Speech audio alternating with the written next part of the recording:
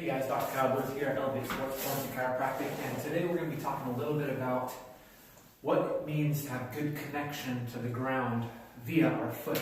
Our foot is exactly what gives us information from the ground, and it can cause a huge implication to knee, hip, back, and obviously foot dysfunction. So looking at what the foot should and shouldn't do. So we're going to start with the joints of the toes. The toes are meant to have a lot of mobility and dexterity. So with being in a shoe all day, we lose that because we don't get a lot of freedom with our toes. So what we need to make sure they can do is they have sufficient ranges of motion. Namely the big toe. The big toe is the most important because that's where we drive off, we push off, and we get a lot of power from. That's, it's a big toe for a reason. It causes a lot of power. So when I look at people with foot issues or knee issues or hip issues, I tend to look at the feet and definitely look at the big toe. I want to know how much this can actively move up and down and if there's any pain associated with that.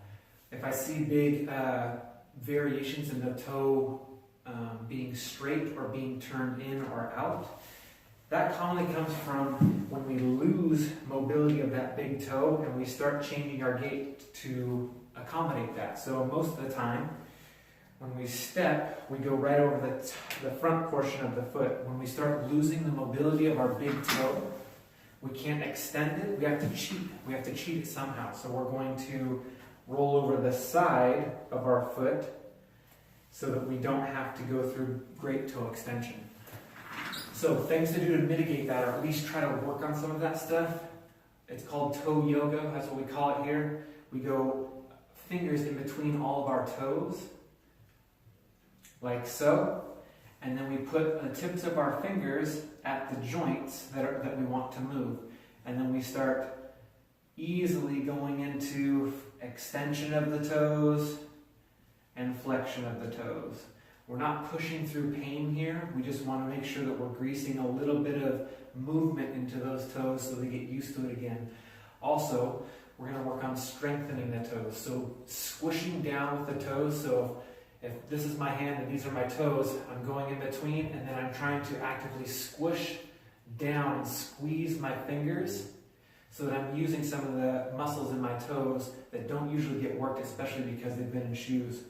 So squeezing down, holding for 10 to 15 seconds, and then I'm trying to open my toes as wide as I can.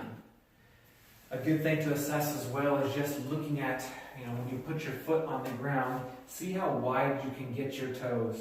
If you can't get any movement into your toes, we have a problem that we should address. So that's the quick tip for just the toes and starting to look at the foot a little differently.